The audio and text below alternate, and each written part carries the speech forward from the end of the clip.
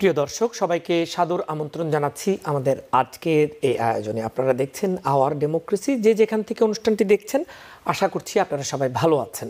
আজকেও বেশ কয়েকটি গুরুত্বপূর্ণ বিষয় আছে আলোচনায়, এবং এই বিষয়গুলো নিয়ে আমরা কথা বলবার জন্য আমন্ত্রণ জানিয়েছি। লুইজিয়ানা থেকে আমাদের সাথে আছেন প্রফেসর ডক্টর মোস্তফা সারোয়ার, তিনি emeritus professor university of New Orleans.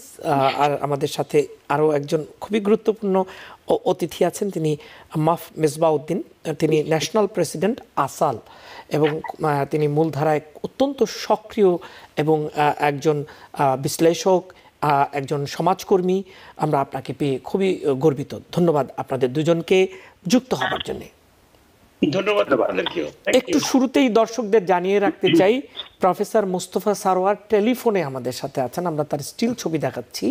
এর কারণ লুইজিয়ানাতে একটা বড় ঝড় হয়েছে। আমরা খোঁজ নিয়েছি যে তিনি এবং তার পরিবার এবং অন্যান্য সবাই নিরাপদে আছেন, এটি আমরা আশা করছি। কিন্তু সেখানে বিদ্যুৎ বিচ্ছিন্ন হয়ে যাওয়াতে আমরা আপাতত যেভাবে সরাসরি যুক্ত করি সেটি হচ্ছে না। তবে যদি আমরা এর মধ্যে পারি নিশ্চয়ই তিনি আমরা সংযুক্ত হবেন আমাদের সাথে। আমরা আসলে এই অনুষ্ঠানটা শুরু করতে চাই মাফ মেজবাউদ্দিন আপনাকে দিয়ে, এবং আজকে যে বিষয়টি আমাদের সাথে বেশ কয়েকটি আছে। মেক্সিকো সীমান্ত দিয়ে শরণার্থী অনুপ্রবেশ ঠেকাতে নির্বাহী আদেশ জারি করেছেন প্রেসিডেন্ট বাইডেন। এর ফলে অবৈধভাবে আমেরিকায় প্রবেশ করা ব্যক্তিদের আশ্রয়ের জন্য আবেদন সুযোগ বাতিল করে তাদের নিজ দেশে ফেরত পাঠাতে পারবে প্রশাসন। বাইডেন বলেছেন, যারা বৈধ পথে আমেরিকায় প্রবেশ করবে তাদের জন্য অ্যাসাইলামের সুযোগ রয়েছে। কংগ্রেসের দ্বিদলীয় সীমান্ত আইন পাশ না করায় রিপাবলিকানদের সমালোচনা করেছেন প্রেসিডেন্ট। তার মতে ট্রাম্পের নির্দেশনা মেনে রিপাবলিকানরা সীমান্ত পরিস্থিতিকে রাজনৈতিক হাতিয়ার হিসেবে ব্যবহার করেছে। অনেকে বলছেন সাম্প্রতিক ইতিহাসে কোনো ডেমোক্রেটিক প্রেসিডেন্টের নেওয়া সবচেয়ে কঠিন নীতি এটি। এদিকে স্পিকার জনসন বলেছেন, প্রেসিডেন্ট বাইডেন এবং হোমল্যান্ড সিকিউরিটি সেক্রেটারি আলেহান্দ্রো মায়োরকাস ইচ্ছে করেই সীমান্ত খুলে দিয়ে বিরূপ পরিস্থিতির সৃষ্টি করেছেন। দেশের জন্য কিছু করতে চাইলে অনেক আগেই তারা সীমান্ত বন্ধে পদক্ষেপ নিতে পারতেন। জনাব মেজবাউদ্দিন, আপনার কাছে যাব। জি, আসসালামু আলাইকুম। অনেক ধন্যবাদ শামীম ভাই, রানা ভাইয়ের মাধ্যমে আমি সংযুক্ত হয়েছি। আর ভাই তো অবশ্যই আমাদের সবসময় TVN always my favourite channel, because they bring current issues মানুষের জন্য, আমাদের জনগণের জন্য এটা সামনে নিয়ে আসেন। Now Biden, whatever he announced in the form of executive order, he's too late. He's went very far, and there is no humanity. Even he's following the Republicans.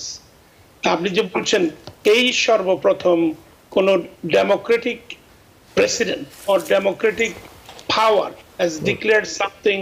It is like an war against the immigrant people. Border তো খোলা আজকে হয় না, border গত 4 বছর যাবতীয় প্রায় খোলা। 7 to 8 মিলিয়ন লোক অলরেডি অনুপ্রবেশ করেছেন। হঠাৎ করে বর্ডারে যিনি আসবেন তাকে ফেরত দেওয়া হবে, এটা শুনতেও খারাপ শোনা যায়। আর অন্য কথা বাদে দিলাম, কারণ বহু অবস্থার শিকার হয়ে বর্ডারে আসবে। তাদের যে পদ্ধতিটা ছিল সেটা কন্টিনিউ করা উচিত ছিল। পরিমাণ তারা কমাইতে পারতো যদি প্রথম থেকে কন্ট্রোল করতো বর্ডারকে। সেটা না করে এখন আমরা তারা ভিতরে আছি, এটা আমাদের সবসময় মজ্জাগতভাবে একটা সমস্যা থাকে। আপনি যে বোধহয় জানেন, 80-র দশকে রাশিয়ান এক ভদ্রলোক 20 বছর পরে আমেরিকার সিটিজেন হওয়াতে তাকে জিজ্ঞেস করতেছিল সাংবাদিকরা, what is your feeling today you became the citizen? He said, all I want America to control the border so that more people cannot come in this country and cannot take my job away. মানে he was here 20 years illegal. Finally he became the citizen. Now he's opposing it. এই বর্তমানে campaign যেটা চলছে আমেরিকাতে, presidential election, Biden compel হয়েছে এই ধরনের একটা এক্সিকিউটিভ অর্ডার দিতে। কারণ যেখানে যায় সেখানে যারা ইমিগ্রেন্ট তারাও প্রশ্ন করে, why you are not controlling the border. So এইসব সূত্রের উপর ভিত্তি করে এটা শুধুমাত্র একটা পলিটিক্যাল স্টেপ, এবং সেটা আমি মনে করি ডেমোক্রেটিক প্রেসিডেন্টের পক্ষে এই ধরনের এত বিরাট স্টেপ নেওয়া ঠিক হয় নাই। কারণ it will be an injustice to those who are really in need. এই জায়গাতে আপনার কাছে আমার প্রশ্ন, এই যে রিয়েলি নিড বলছেন, কিন্তু সীমান্ত তো খোলা থাকতে পারে না। আপনিই বলছেন যে মিলিয়ন মিলিয়ন লোকের মধ্যে প্রবেশ করে গেছে, সবার প্রয়োজন সমান না, মানবিক ইস্যু নিশ্চয়ই থাকবে, সেটি আপনি যেটি বলছিলেন যাদের অধিকার আছে, কিন্তু সীমান্ত কি আসলে সুরক্ষিত করাটা তো প্রতিটি দেশেরই। আমেরিকা পৃথিবীর সবচেয়ে পাওয়ারফুল দেশ, তাদের একটা সুস্থ এবং সুরক্ষিত সীমান্ত ব্যবস্থা থাকবে, এবং আমেরিকার জন্য এটা মোটেও কঠিন না। আপনি কি বলবেন? না, আমি তো সম্পূর্ণরূপে একমত যে বর্ডার কন্ট্রোল করা একটা গভর্নমেন্টের এখানে একান্ত উচিত, এবং ডেমোক্রেট হোক আর রিপাবলিকান হোক তাদের এটা কন্ট্রোল করা দরকার। যেরকম ওবামার সময় আপনারা দেখছেন অনেক সে ড্রিম অ্যাক্ট অ্যাপ্রুভ করাই নিছে, সে যাদের সিটিজেনশিপের পক্ষে অনেকদিন যাবত সাফার করতেছে তাদের জন্য অনেক কিছু করার চেষ্টা করছে। At the same time he deported 2 million illegal people from this country. Biden should have done the same thing last 4 years without opening the way it was open. 300,000 came just in New York City alone, and New York City is now in trouble because of the budget issue. So আমি বলতেছি না border control করা উচিত, কিন্তু হঠাৎ করে এইভাবে একটা এক্সিকিউটিভ অর্ডার দিয়ে সমস্ত লোক সেই জায়গাতে আপনি আপত্তি করছেন পাঠাই দেওয়া, এটা আমার মনে হয় আমেরিকার জন্য এটা প্রযোজ্য নয়। এখানে 3 মিলিয়ন ট্রাক ড্রাইভারের দরকার এই আগামী 2 বছরের ভিতরে। এখানে 8 মিলিয়ন শ্রমিক দরকার ক্ষেতের ফসল উঠানোর জন্য। কিন্তু মুশকিল হচ্ছে যে এই খেতে রান করার জন্য তো তারা যায় না, তারা সব নিউ ইয়র্কে চলে আসে, তারা তো ক্যালিফোর্নিয়াতে চলে আসে। আপনি যেভাবে বলছেন সেটি হয় না, এবং এই শহরের উপরে চাপ বাড়ে, এই শহরের নিরাপত্তা পরিস্থিতির অবনতি ঘটে, এই সব সমস্যা হয়। আমরা যেভাবে দেখি যে যেখানে যেখানে তাদের যাওয়া দরকার সেখানে তারা রাখে না, সেই সব স্টেট থেকে উল্টো বাসে করে পাঠিয়ে দেয়, ওই সমস্যাগুলোর সমাধান হয় না। আমি ডক্টর মোস্তফা সারোয়ারের কাছে যাব, আপনার কাছে আবার ফিরছি। ডক্টর মোস্তফা সারোয়ার, আপনি আমাদের এই আলোচনা শুনলেন, আপনার বিশ্লেষণ কি? হ্যাঁ, আমি শামীমের সঙ্গে একমত। কারণ যে বর্ডারটা ওপেন করা, মানে বর্ডারকে ওপেন করাটা একটা ভালো কাজ নয়। একটা দেশের বর্ডার সুরক্ষিত থাকা চাই। আরো একটা ব্যাপার যে এই যে বর্ডার স্টেটগুলো, সেই স্টেটের যারা হিসপ্যানিক পপুলেশন তারাই এই ওপেন বর্ডারের বিরুদ্ধে। এবং মানে আরো একটা ব্যাপার যে এটা আমাদের ট্যাক্স পেয়ারদের উপর একটা বিশাল বার্ডেন। কারণ এই অ্যাসাইলাম প্রার্থীরা আসলে অ্যাসাইলাম নয়, তারা শুধু বর্ডার ক্রস করতে চাচ্ছে। তাতে কিন্তু আমাদের যারা বাংলাদেশি আসতে চায় তাদের এগেনস্টে ডিসক্রিমিনেশন করা হচ্ছে। কারণ তারা তো ওখান থেকে ওই ল্যাটিন আমেরিকা থেকে হাজার হাজার তো আর মানে এই বর্ডার ক্রস করতে পারে না। কাজে আমরা যদি এটাকে ভালোভাবে অ্যানালিসিস করি তাহলে আমরা দেখব যে এই বর্ডার পলিসি যেটা করলো বাইডেন, এটা বাংলাদেশিদের জন্য মঙ্গলজনক। এটি কোনো নির্দিষ্টভাবে আমি বলতে চাই না যে কাদের জন্য, সবারই তো একটা গন্তব্য, অনেকের প্রয়োজন, অনেকে হয়তো বা প্রয়োজন না, স্বপ্নের দেশে আসতে চায়। ব্যাপারটা তখন তারা একটা অন্য রকমের গল্প সাজায় এখানে এসে থেকে জন্য। তো দু ধরনেরই মানুষ আছে, যাদের অবশ্যই প্রয়োজন, যারা নানা ক্রাইটেরিয়াতে ফিট করে, আর যারা আসলে ভাবে যে আমি একটু স্বপ্নের দেশে গিয়ে থাকবো। এখন ওই যে যাদের এই স্বপ্নের দেশে গিয়ে থাকবো তাদেরও অধিকার আছে স্বপ্নের দেশে থাকার, কিন্তু ওই যাদের প্রয়োজন তারা এখানে ডিপ্রাইভড হয়ে যাচ্ছে, এরকম কথা বলা হচ্ছে। আমাদের নেতা, আমাদের মূলধারার নেতা, তিনিও এমনটি বলছিলেন। আমরা তার কাছে আবার ফিরবো। তবে আপনার কাছে ডক্টর মোস্তফা সারোয়ার, আপনার কাছে আরেকটি প্রশ্ন, সেটি হচ্ছে প্রেসিডেন্ট বাইডেনের এই নির্বাহী আদেশ কি আদালতের চ্যালেঞ্জের মুখে পড়তে পারে কিনা? ব্যাপারটা কি, এটা আমি আরেকটু শামীম আবার বলুন তো, এটা কি প্রশ্নটা? আমি বলছি যে এই নির্বাহী আদেশ মানে কেউ চ্যালেঞ্জ করতে পারে কিনা আদালতে? এটা করবেই। এটা American civil liberties union ACLU এটাকে চ্যালেঞ্জ করবে, এবং হয়তো এটাকে কিছুটা স্লো ডাউন করে দিতে পারে। হ্যাঁ, সেক্ষেত্রে সমস্যা হলো যে এই একই প্রস্তাবটা বাইপার্টিজান ওরা রাজি হয়েছিল, দুটো দল, কিন্তু সেটা পাস হয়নি যেহেতু ডোনাল্ড ট্রাম্প সেটাকে কাট করে দিয়েছে। সে বলেছে যে না, এটা করা যাবে না। তাহলে ডোনাল্ড ট্রাম্পের উদ্দেশ্যটা কি ছিল? ট্রাম্পের উদ্দেশ্য ছিল যে সে করবে, নট বাইডেন। হ্যাঁ, সে ক্রেডিট নেবে। এই নিজের ব্যক্তি স্বার্থের জন্য এই বাইপার্টিজান যে ডিসিশনটাকে সে ব্লক করে দিয়েছে। কারণ সে তার যে ওই যে মাগা সাপোর্টার যারা কংগ্রেসে আছে, ও যেটা বলে ওরা তাদের সেটাকেই ওরা একো করে। এই কারণে এই একই প্রস্তাব যেটা কংগ্রেসের মাধ্যমে হতে পারত সেটা হয়নি বলেই বাইডেন এখন এটা এক্সিকিউটিভ অর্ডারের মাধ্যমে করছে। Because people sneeze. Because not everyone washes their hands. Because kids touch a lot of things. Set a date to get your COVID shot and RSV if eligible. Because if you're wondering, should I get my COVID shot? Think about other people. Learn more at nj.gov/health/vaccines. আচ্ছা, তো এর সাথে রাজনীতির সম্পর্কটা নিয়ে আমি মেজবাউদ্দিন আপনার কাছে একটু প্রশ্ন করতে চাই। 2024 সাল আমেরিকার সবচেয়ে শক্তিধর দেশ এবং আমেরিকা অনেক মানবিক একটি দেশও, অনেক মানুষকে তার এই বুকে আশ্রয় দিয়েছে, অসংখ্য সারা পৃথিবী থেকে। ফলে এই ইমিগ্রেন্টদের নিয়েই এই সুন্দর দেশটি। তো সেই জায়গা থেকে আপনার কাছে প্রশ্ন যে এটি নিয়ে একটি সমাধান হতে পারে, পলিসিটা ঠিক হতে পারে, দুই দলই মনে করে দরকার, কিন্তু রাজনীতি করতে গিয়ে এইগুলো হয় না। এই অ্যাঙ্গেলে আপনার কাছ থেকে একটা বিশ্লেষণ চাচ্ছি। শাম ভাই, আই থিঙ্ক আমি জাস্ট এইভাবে বলবো, প্রফেসর মোস্তফা সরোয়ার সাহেব যেটা বলেছেন বা আপনিও যেভাবে প্রশ্নগুলি করছেন, আমি কিন্তু বর্ডারের কন্ট্রোলের বিরোধী না। আমি ট্রাম্প যখন প্রেসিডেন্ট ছিল তখন সে বর্ডারের ব্যাপারে যতটুকু প্রচেষ্টা নিয়েছিল বর্ডার বন্ধ করার জন্য, তার উদ্দেশ্য ছিল মুসলিম ব্যান থেকে শুরু করে nobody should enter except the European countries should come here, he said it openly. তো আমি সেই ইমিগ্রেশনও অপোজ করি। আর বর্তমানে বাইডেনের এই যে স্টেপটা, he could not do through the Congress, কারণ Congress Republican will never allow democratic proposal to go through with the supreme majority, which is 60 to 40. So it did not happen, nothing happened, even if it was a bipartisan bill. এখন আমরা যেটা বলতে চাচ্ছি, তার বর্তমানে যে স্টেপটা, এটা অত্যন্ত রুড, অত্যন্ত too far, too much and too late. He has done it too late. If he would have done this a year ago, he could have saved 2 million people, stopped 2 million people entering in this country. That's the first part. Second part is that it is a challenge হবে কোর্টে, এতে কোনো সন্দেহ নেই, মানে বিভিন্ন কোর্টেই challenge হবে। তো কোনো কোর্টে যদি রিপাবলিকান জাজ যারা আছে তারা হয়তো বলবে it is right thing, Democrat যেগুলি আছে সেগুলি হয়তো বলবে রং থিং।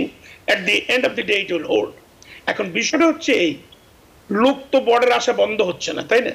এখন লোক বর্ডার বন্ধ করার জন্য তাদের যে প্রচেষ্টা, মেক্সিকোর সাথে তাদের যে ফ্যাক্টটা ছিল, সেই ফ্যাক্টটা যদি তারা ওখানে যদি ফাইন্যান্সিয়াল হেল্প পাঠাইতো, তাহলে ওখানে কিছু লোকদেরকে তারা কন্টেন্ট করতে পারতো, ওইভাবে তাদেরকে ওখানে। এখানে বর্ডারে এসে লোকেরা যখন মারা যাচ্ছে দেখে আপনি বললেন যে আমেরিকা আসলে মানুষের জন্য করে, সেই জন্যই তারা এদেরকে ভিতরে নিয়ে আসে, আইনা তাদেরকে বিভিন্নভাবে প্রতিষ্ঠিত করার চেষ্টা করে। আচ্ছা, এখন আপনার প্রশ্ন যেটা ছিল politically why he has done it, I think Democratic candidate Biden, he has many issues when the opposition Republican Donald Trump, it is not an option for people, so people tend to vote for him, but people has objection. This one is one of them. Why we open the border, why you are not controlling, why big cities like New York City, Chicago and California is suffering so much. এবং professor সাহেব বলছেন যে আমাদের ট্যাক্সের টাকা এদের জন্য খরচ করা হচ্ছে। Yes, all these are true, কিন্তু problem has to be contained. 12 million লোক অলরেডি এই দেশে আছে আনডকুমেন্টেড, এরপরে যদি আরো 8 মিলিয়ন এসে থাকে তাহলে it is now 20 million.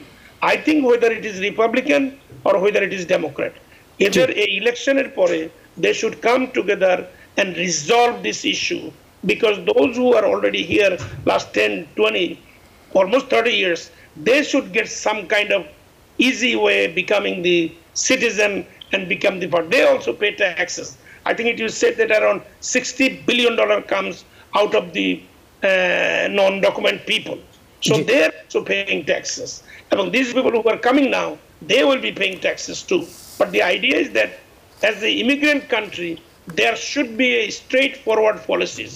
Even if you want to bring your relatives, those relatives are waiting for 12-15 years. They should not be waiting that long when you want to open the border. You should open the immigration system for these people to come in this country. So this is what I believe should happen. But because, as you mentioned, I think Professor Shah mentioned too, even the Spanish oppose Latino to come. আরেকটা বিষয় ভাই বলছেন বোধহয় খুব বাংলাদেশিদের উপকার হবে না, বাংলাদেশের এমনিতেই এই বর্ডারের মাধ্যমে over 10,000 Bangladeshi approximately are in America. Most of them are in New York City, and most of them in among 5 boroughs in Brooklyn. So I know at least 20-30 of them. A lot of people are coming, and even nowadays it is easier because once you come to the Latin American countries, from there are groups that will bring you to the border and you can cross them. জি, অসংখ্য ধন্যবাদ। আমরা একটু professor doctor Mostafa Sarwar আপনার কাছে এই একই বিষয় নিয়ে আপনি যদি আর কিছু যুক্ত করতে চান। হ্যাঁ বলুন। না, এই বিষয়ে যদি আপনি আর কিছু যুক্ত করতে চান আর কি। হ্যাঁ, আমি মানে যে এখানে যে ইমিগ্রেশনের যে ব্যাপারে যে ড্রিমার যারা এখানে অনেক বছর ধরে আছে, ছোটবেলা থেকে এখানে আসছে কিন্তু এখনো তারা আনডকুমেন্টেড সো কল, সেটার বিহিত করা উচিত ইমিডিয়েটলি।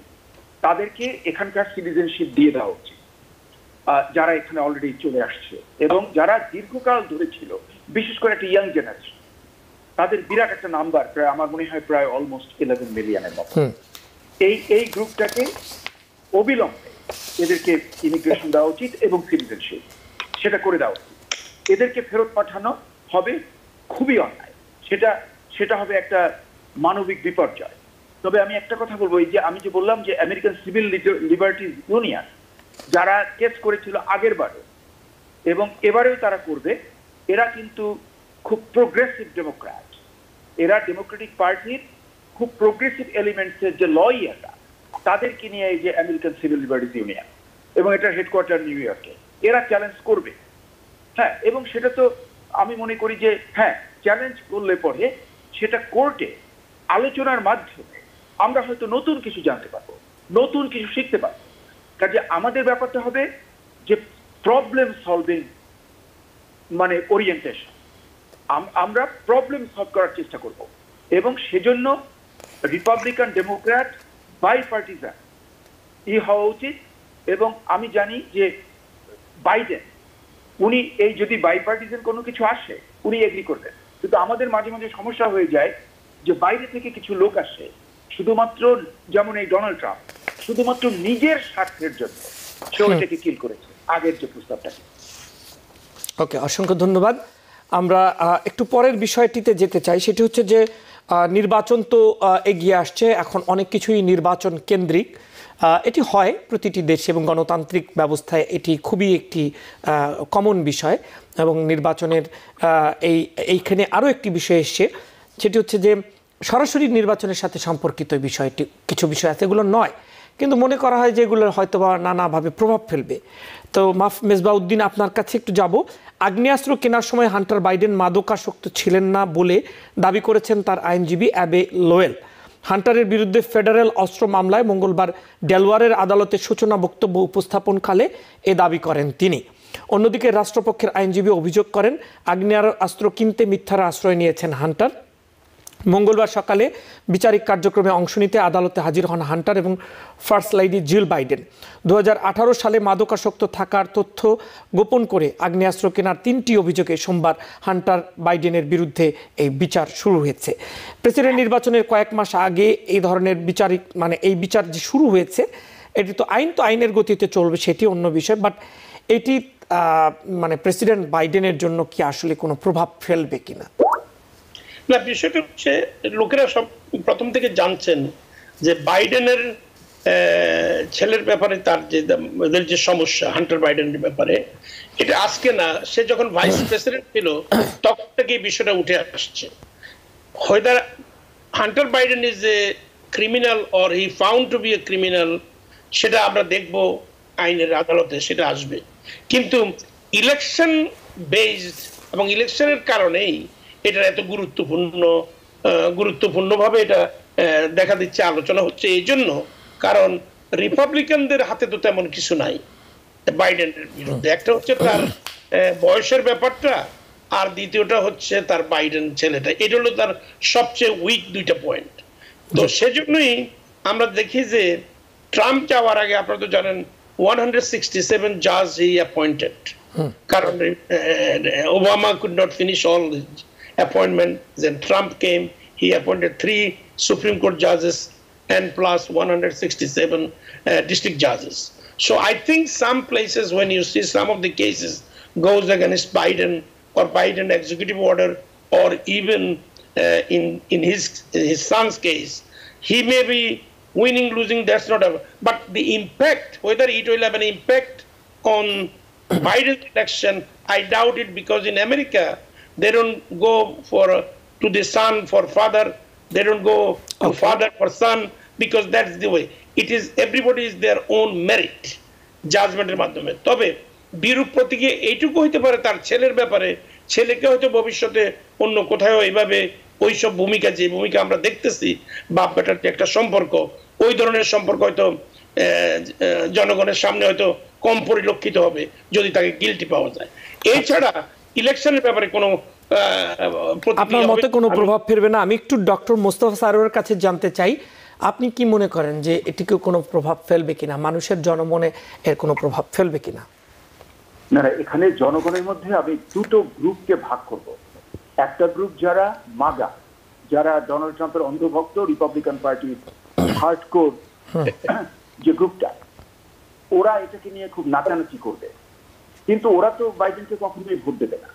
কাজে ওদের নাচানাচি করার কোনো মিনিং থাকবে না। তার কারণ যে যুক্তরাষ্ট্রে একটা জিনিস কি, একটা ম্যাচিওর সান যার বয়স অনেক বেশি, এমনকি ম্যাচিওর যারা, মানে আমরা যাদেরকে বলি যে ইন্স্যুরেন্স যাদেরকে কাভার না করে 26 বছরের পর, তাদের অ্যাকশনসের জন্য বাবাকে অপরাধী করা, এটা কিন্তু আমেরিকান কালচারাল কনসেপ্টে নেই। এই কারণে এখানকার যারা নিরপেক্ষ ভোটার এবং ডেমোক্র্যাটরা, এমনকি রিপাবলিকান পার্টির যারা মডারেট রিপাবলিকান, তাদের উপরে এই কেসের কোনো ইম্প্যাক্ট পড়বে না। আবার যদি আপনি কেসটা দেখেন, কেসটা ছিল যে সে একটা মিথ্যা স্টেটমেন্ট দিয়েছে এবং মিথ্যা বলেছে যে তার যে ড্রাগ অ্যাডিকশন ছিল এইটা সে চেপে গেছে বন্দুকটা পাওয়ার জন্য, সেটা অন্যায়। এবং সেটা বন্দুকটা সে মাত্র 11 দিন তার কাছে ছিল, এবং এই বন্দুকটা সে কোনদিন লোডও করে, ইট ওয়াজ নট ইভেন লোডেড। কাজেই এই অপরাধ আছে, এটা তো সিরিয়াস, মানে যেটাকে আমরা ফেলনি চার্জ বলি, 3টা ফেলনি চার্জ, তার হয়তো এখানে সাজা হওয়ার সম্ভাবনা রয়েছে। জি, ধন্যবাদ। কিন্তু এটার জন্য নির্বাচনে ইম্প্যাক্ট করবে বাইডেন, সেটা আমার মনে হয়। অসংখ্য ধন্যবাদ। একটা ছোট বিরতিতে যেতে হবে, ফিরে এসে আরো বেশ কয়েকটি বিষয় আছে। আপনাদেরকে ধন্যবাদ আমাদের সঙ্গে আছেন। আমরা বিরতির পর ফিরে এসে আলোচনা চালিয়ে নেব। Because people sneeze. Because not everyone washes their hands. Because kids touch a lot of things. Set a date to get your COVID shot and RSV if eligible. Because if you're wondering, should I get my COVID shot?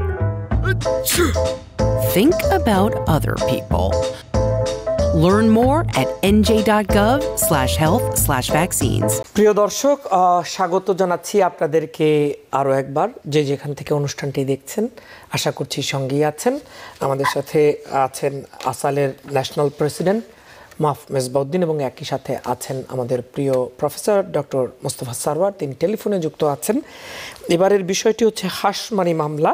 হাশমানি মামলায় সাবেক president ট্রাম্পের বিচার নিয়ে justice ডিপার্টমেন্টের বিরুদ্ধে মিথ্যা ও বানোয়াট অভিযোগ, বিচার প্রক্রিয়ার উপর নজিরবিহীন হামলা বলে অভিহিত করেছেন অ্যাটর্নি জেনারেল ম্যারিক গারল্যান্ড। এটি তিনি বলেছেন। মঙ্গলবার রিপাবলিকান নিয়ন্ত্রিত হাউস জুডিশিয়ারি কমিটির এক শুনানিতে কথা বলেন তিনি। তার বিরুদ্ধে হাউস রিপাবলিকানদের কংগ্রেস অবমাননার অভিযোগ আনার হুমকির পরিপ্রেক্ষিতে গারল্যান্ড বলেন, কোনো কিছুতেই তিনি ভয় পাবেন না। এছাড়া সাবেক প্রেসিডেন্ট ট্রাম্পের বিরুদ্ধে বিচার ব্যবস্থাকে রাজনৈতিক হাতিয়ার হিসেবে ব্যবহার করার অভিযোগ প্রত্যাখ্যান করেছেন অ্যাটর্নি জেনারেল। একই সঙ্গে গোপন নথির বিষয়ে তদন্তে স্পেশাল কাউন্সিল রবার্ট হারকে দেয়া প্রেসিডেন্ট বাইডেনের সাক্ষাৎকারের অডিও রেকর্ডিং জুডিশিয়ারি কমিটিতে দিতে অপারগতার কথা জানিয়েছেন তিনি। দুটি বিষয় এখানে, একটি হচ্ছে সাবেক প্রেসিডেন্টের বক্তব্য নিয়ে তিনি যে প্রতিক্রিয়া দিয়েছেন, আরেকটি হচ্ছে যে মানে গোপন নথির বিষয়ে তদন্তে স্পেশাল কাউন্সিলের কে দেয়া প্রেসিডেন্টের সাক্ষাৎকারের অডিও প্রকাশ না করা। তো প্রথম বিষয়টিতে আমি জানতে চাই যে সাবেক প্রেসিডেন্ট যে অভিযোগগুলো করছেন সে বিষয়ে মাহফুজ উদ্দিন। জি, আসলে তো ট্রাম্পের পক্ষ থেকে যেটাই আসবে, জনগণের 4 বছর যাবৎ তাকে দেখেছেন 30,000 বার প্রমাণিত মিথ্যা কথা তিনি বলেছেন। 30,000 বার, একবার নয়, দুইবার নয়, 4 বছরে 7,500 করে পার ইয়ার উনি মিথ্যা কথা বলেছেন, যেগুলি প্রমাণ হচ্ছে যে মিথ্যা কথা। আচ্ছা, এখন সমস্যাটা সেখানে না। ট্রাম্প যে প্রবলেম এটা সবাই জানে, কিন্তু মেইন প্রবলেম হচ্ছে রিপাবলিকান পার্টি নিয়ে। রিপাবলিকানে যারা হাউসে আছেন, যারা কংগ্রেসে আছেন, সিনেটে আছেন, তাদেরকে নিয়ে সমস্যা। তাদের ভিতরে কোনো পরিবর্তন নাই। তারা এখনো একচেটিয়া ভাবে ট্রাম্পকে সাহায্য করে যাচ্ছে, সাপোর্ট করে যাচ্ছে। 74 মিলিয়ন তাকে ভোট দিছে, এখনো 70 মিলিয়ন তাকে সাপোর্ট করে যাচ্ছে। মুশকিল হচ্ছে সেখানে। এখন এইটার যে জের কি হবে, শুধুমাত্র আমরা নভেম্বরের 5 তারিখ পর্যন্ত ওয়েট করলে বুঝতে পারবো কোথায় যাচ্ছি আমরা, এই নেশন কোথায় যাচ্ছে। কিন্তু আমি মনে করি রিপাবলিকানরা অ্যাটর্নি জেনারেল মেরিক গার্ল্যান্ডের ব্যাপারে তাদের যে রোষ, এটা নতুন না। আপনারা জানেন ওবামা তাকে নমিনেট করছিল 11 মাস থাকাকালে, তার প্রেসিডেন্সির এখনো 11 মাস বাকি, তখন তাকে সুপ্রিম কোর্টের জাজ হিসাবে নমিনেশন দিয়েছিল, কিন্তু Republican majority was in the Senate at that time. They did not allow it to go through. But later, they appointed within 2 months of the Trump period. So this is Republican will always do. Now, they hate Attorney General Merrick Garland. And I think Garland, for the first time I have seen, an Attorney General has taken his step and his answer he has given to the point he did not afraid of it. He said that anything Republican wants to do, but what I am saying, that's the factual, that is the right thing to do, that's the right answer to give, and he did. I think nothing will happen as far as Garland is concerned. And the hush money case, whatever the decision, they may now go to the, they will appeal it. I don't know where they go from the appealing. I think once entire juror voted for something, very few cases, if you look into the history of the American cases, after all the juror vote for something, very rare it has been changed. But unfortunately, as I mentioned, he appointed a lot of judicial people at that time, especially all these judges. Maybe it goes to their court and they say that, oh no, it is too much, it should not be all the 34 guilty, it should be only 10 guilty, that is different. But I think the guilty declaration that happened in Manhattan, it will continue. I don't know whether he will go to, cannot run for the election, that I have no idea, because I don't think the punishment goes that. আমরা এটা নিয়ে আরো বিস্তারিত শুনবো। একটু ছোট এটা নিয়ে একটু মতামত নিয়ে নিই প্রফেসর মোস্তফা সারওয়ারের, এরপরে ভারতের নির্বাচন নিয়ে আপনারা একটু মন্তব্য করবেন। এটি তো একটা পৃথিবীর অন্যতম বৃহত্তর গণতন্ত্রের দেশ, ফলে সেখানে একটু মন্তব্য করে আমরা শেষ করব। ডক্টর মোস্তফা সারওয়ার, আমাকে কি জিজ্ঞেস করলেন? আপাতত আমরা হাসমানি মামলায় আজকে যে এরিক গার্ল্যান্ড মানে আমাদের এই বিষয়টি নিয়ে অ্যাটর্নি জেনারেলের মানে বিষয় নিয়ে আমরা কথা বলছি এখন এই মুহূর্তে। মানে আমি খুবই ইমপ্রেস, মুগ্ধ হয়েছি অ্যাটর্নি জেনারেলের। খুব হি ইজ ভেরি অনেস্ট এবং এত সুন্দরভাবে উনি বলেছেন। কারণ আমি বলছি যে এই হাসমানির কেসটা হলো ম্যানহাটনে হচ্ছে, এটা হলো ম্যানহাটনের কোর্ট এবং নিউ ইয়র্ক স্টেট এতে জড়িত, nothing to do with the federal government. কাজেই এখানে কংগ্রেস যে ফালতু কথা বলছে, কনস্পিরেসি থিওরির কথা বলছে, এটা অ্যাবসলিউটলি বোগাস। এবং সেই দিয়ে ওনাকে দেখে ওনাকে অপমান করার চেষ্টা করছে। আর একটা ভিডিও টেপে উনি ট্রান্সক্রিপ্ট দিয়েছে, ভিডিওটা দেখবেন। এবং আমি মনে করি যে দ্যাটস এ পারফেক্ট। তার কারণ সেটাকে ওরা ইলেকশন প্রপাগান্ডায় ব্যবহার করত। ওরা জানতে চাচ্ছে যে কি বলেছে সেটা তো ট্রান্সক্রিপ্টের ভিতরে সব ক্লিয়ার। আমি ব্যক্তিগতভাবে পড়া পছন্দ করি ওই ছবি দেখাচ্ছে। কিন্তু এই যে রিপাবলিকান যে কতগুলো আহম্মক আছে, আমি ওদেরকে আহম্মকই বলবো, কয়েকটা বেশ আহম্মক টাইপের লোক, এইগুলো ওখানে একটা হেহে সঙ্গ, এবং ওরা মেরিক গার্ল্যান্ডকে খুব হার্ড টাইম দেওয়ার চেষ্টা করছিল। কিন্তু উনি একদম স্পষ্ট বলে দিয়েছেন যে আইন এবং কনস্টিটিউশন উনি করবেন, he doesn't care what do they say. ওরা যদি তার নামে মানে কন্টেম্পটারি করে, he doesn't care about it. আমি মনে করি যে একটা ভালো স্পিরিটেড পারসন, এবং ওদের এই যে ফালতু কনস্পিরেসি থিওরি স্ট্যান্ডস নোহোয়্যার। ধন্যবাদ। আমাদের সময় একেবারে শেষের দিকে, তারপরেও ভারতের নির্বাচন নিয়ে আপনাদের দুজনের কাছ থেকেই একটু মতামত নিব। প্রথমে ডক্টর মোস্তফা সারোয়ার, আপনার কাছে জানতে চাইছি, ভারতে টানা তৃতীয়বারের মতো প্রধানমন্ত্রীর দায়িত্ব নিতে যাচ্ছেন নরেন্দ্র মোদী। যদিও তাদের যে জোট সেটি আগের বছরের মতো ভালো করেনি ফলাফল, এবং কংগ্রেস বেশ এবং তাদের জোট ভালো ফলাফল করলেও এটি ক্ষমতায় যাবার মতো নয়, তবুও তাদের ফলাফল নিয়ে তারা যথেষ্ট সন্তুষ্ট। আপনি একটু সংক্ষেপে এই ফলাফলটিকে কিভাবে বিশ্লেষণ করবেন? না, এই ফলাফলটা খুব ইন্টারেস্টিং। ব্যাপারটা হলো যে যেখানে বিজেপি সবচেয়ে বেশি সিট উইন করার কথা ছিল, উত্তরপ্রদেশ, সেখানে তারা সিট পায়নি। তার অর্থ ওখানে মুসলিম ভোটারদের মধ্যে আগের নির্বাচনে অ্যাপ্রক্সিমেটলি 30% বিজেপিকে ভোট দিয়েছিল। এবারে আর দেয়। এবারে মোদির চাল সবাই ধরে ফেলেছে। সে এন্টি ইসলামিক বক্তব্য দিয়ে সে ভাবছিল যে হিন্দু ভোটকে একচেটিয়া বিজয় করবে, কিন্তু উল্টা ব্যাপার হয়েছে। অনেক হিন্দু ভোট কেন্দ্রেই যায় না, আর মুসলমান নাম্বার অফ ভোটার ছিল খুবই হাই। এই হলো আরেকটা ঘটনা হলো যে প্রজেকশন হলো সে 240 সিট পাবে, আর to form a government you need 272, মানে টোটাল হলো 543 টোটাল লোকসভার সিট। তো এতে সে অ্যাবসলিউট মেজরিটি যেহেতু পায়নি, সিঙ্গেল মেজরিটি পেয়েছে, কিন্তু অ্যাবসলিউট মেজরিটি না পাওয়ার জন্য সে কিন্তু নিজে একারা গভর্নমেন্ট ফর্ম করতে পারবে না, তার কোয়ালিশন পার্টনার নিতে হবে।